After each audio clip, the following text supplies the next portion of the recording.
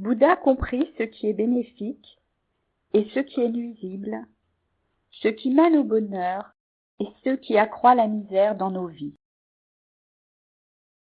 Avec une compassion sans limite, il laissa un enseignement et des pratiques augmentant le bonheur, et ce pour tous les êtres.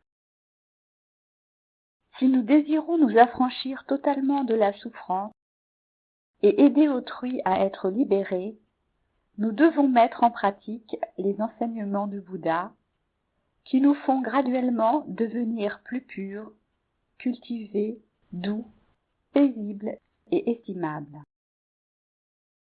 Ils éradiquent les problèmes mentaux et permettent la véritable compréhension du bonheur dont Bouddha parle. Bouddha transmit un enseignement complet en ce qui concerne le corps, la parole et l'esprit, s'adressant tant aux moines qu'aux laïcs, que chacun peut mettre en pratique. Cette voie a pour but l'extinction complète et permanente de tous les maux qui tourmentent les êtres. La moralité en est la fondation. Sans elle, il n'est pas possible de réussir. Mais elle n'est pas à elle seule suffisante pour libérer l'esprit et le cœur. Cependant, sans la pratique, la moralité ne peut en réalité être maintenue longtemps, car des pulsions incontrôlées, des impuretés, se manifestent, engendrant des actions problématiques.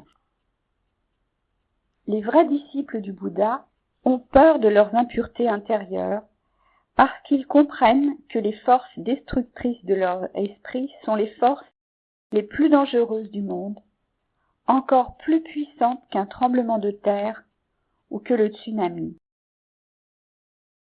Un véritable disciple, un véritable pratiquant, sait que tant qu'une personne est en proie à l'avidité, à la haine et à l'ignorance, elle est en danger vis-à-vis d'elle-même et des autres. De plus, un véritable disciple du Bouddha peut également être reconnu par les efforts qu'il fournit pour ne pas succomber face aux impuretés intérieures. Il les utilise plutôt, les contrôle, diminue leur influence et éventuellement les éradique afin de parvenir à la libération, tirant parti de sa vie humaine.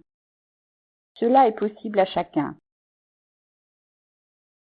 La voie des moines et des nonnes est ouverte et invite tout le monde, sans tenir compte de l'origine ethnique, de la religion ou de la classe sociale.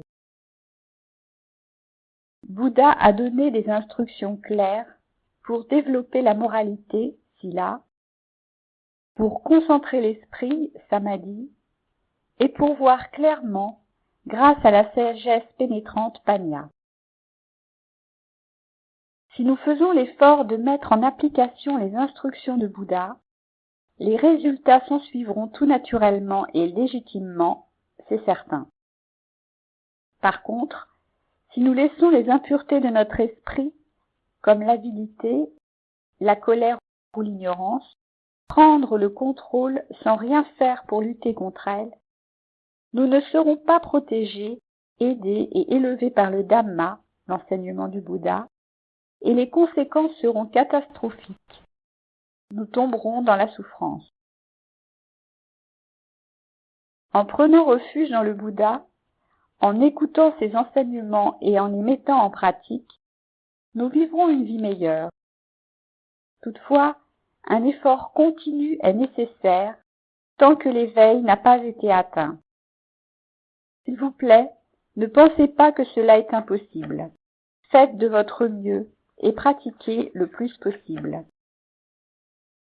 Bouddha enseigna pendant 45 ans. La veille de sa mort, il appela le vénérable Ananda et lui dit « Le Dhamma sera dorénavant votre professeur. » Bouddha interdit de tuer, voler, d'abus sexuels, de mentir et de consommer des intoxicants parce que ces actions engendrent de graves conséquences. Il encouragea la gentillesse, la générosité, la moralité et la culture mentale à cause de leurs incalculables bénéfices. Si nous ne pratiquons pas le Dhamma, nous sommes à la merci des impuretés de notre esprit et il est fort probable de renaître dans une situation malheureuse. Si nous pratiquons le Dhamma nous sauvera. Il empêche de tomber dans des états de pauvreté. Il éradique les impuretés qui fleurissent dans l'esprit sans être invités et nous empêche de voir la réalité. Sous l'influence des impuretés, nous avons des comportements qui nous font du tort à nous-mêmes et à autrui. Nous ne réalisons pas que 100% de notre souffrance provient des impuretés mentales qui engendrent de mauvaises actions, un statut inférieur, une perte d'humanité et de bonheur. Exterminer les impuretés mentales est notre but. Ceci équivaut à atteindre l'éveil Nibbana. Si vous essayez ardemment de vous débarrasser des impuretés mentales, vous pourrez jouir d'une vie élevée et harmonieuse. Votre comportement sera raffiné, vos paroles seront sincères et douces, et votre esprit sera calme et libre. Une personne qui respecte les préceptes moraux est une personne de classe supérieure, qu'elle ait ou non de l'argent, ou bien qu'elle ait pu ou non recevoir une bonne éducation. Cette personne est raffinée, exempte d'inquiétude et de remords, elle est évoluée, elle a de l'éclat et elle rayonne. Nous avons besoin de pratiquer, sinon, tôt ou tard, des pulsions basées sur l'avidité, la colère ou l'ignorance prendront le dessus et nous commettrons des actions indignes.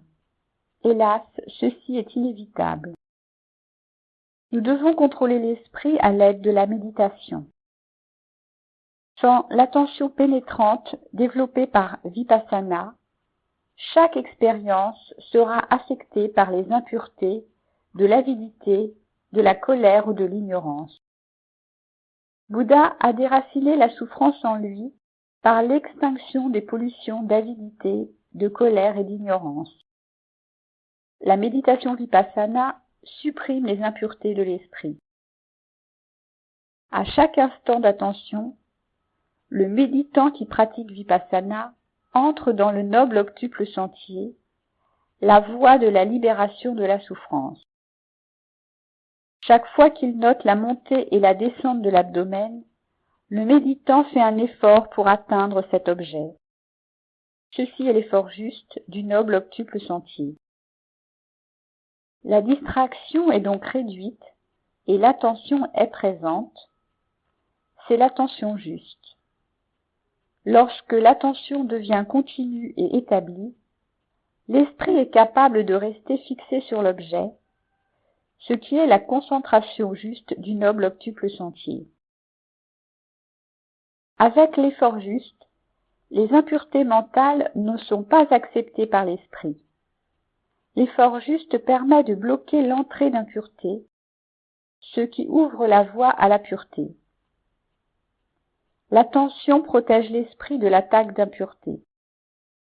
La concentration a pour effet d'unifier et de diriger l'esprit de façon à ce qu'il reste sur l'objet qui apparaît. Ces trois facteurs mentaux, effort, attention et concentration, font partie du groupe de la concentration du noble octuple sentier. Les impuretés mentales n'ont plus aucune chance d'apparaître, le désir et la haine non plus, ce qui représente la pensée juste.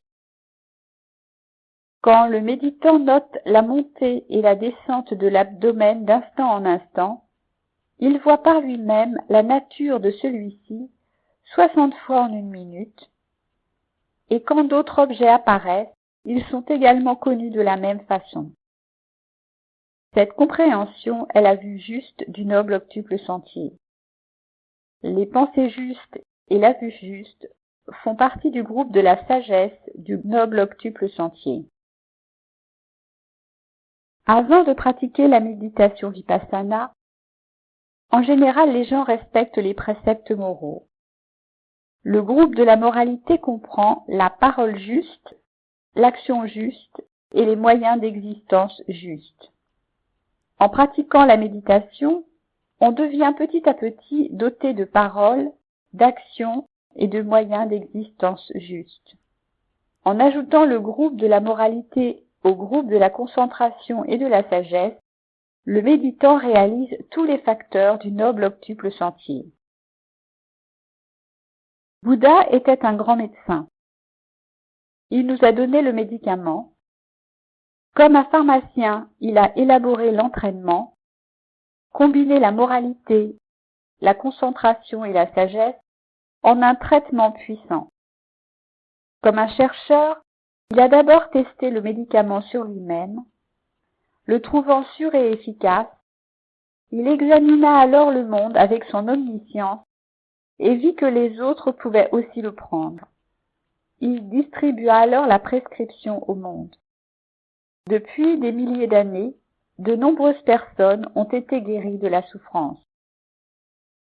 La seule façon de connaître la nature du corps et de l'esprit est d'observer ce qui apparaît avec attention. Aucune connaissance n'est possible par la réflexion, la lecture ou la discussion. C'est uniquement l'attention consciente qui peut découvrir la réalité et la vue fausse d'un soi ou d'une âme. Ceci provoque une très grande joie, comme si on était soulagé d'un grand fardeau. Ce sont les impuretés mentales qui créent le kamma, le cycle des naissances successives. Tant qu'il y a impureté, il y a kamma, donc renaissance et souffrance. S'il n'y a plus d'impureté, il n'y aura plus de kamma, donc plus de renaissance. La méditation vipassana détruit les impuretés. L'attention bloque les réactions dues aux expériences agréables, désagréables et neutres. Voilà pourquoi l'attention est si importante. Lorsque l'attention est absente, l'ignorance est présente. Ne laissez jamais partir l'attention. Tous les facteurs du noble octuple sentier sont présents dans chaque moment d'attention, y compris la moralité et la concentration. Tout le Satipatthana Sutta peut être résumé en une phrase: observer l'objet qui apparaît. Ce sont les instructions laissées par le Bouddha pour le bonheur et la prospérité. C'est le Dhamma. La méditation vipassana est la voie sûre et certaine du bonheur.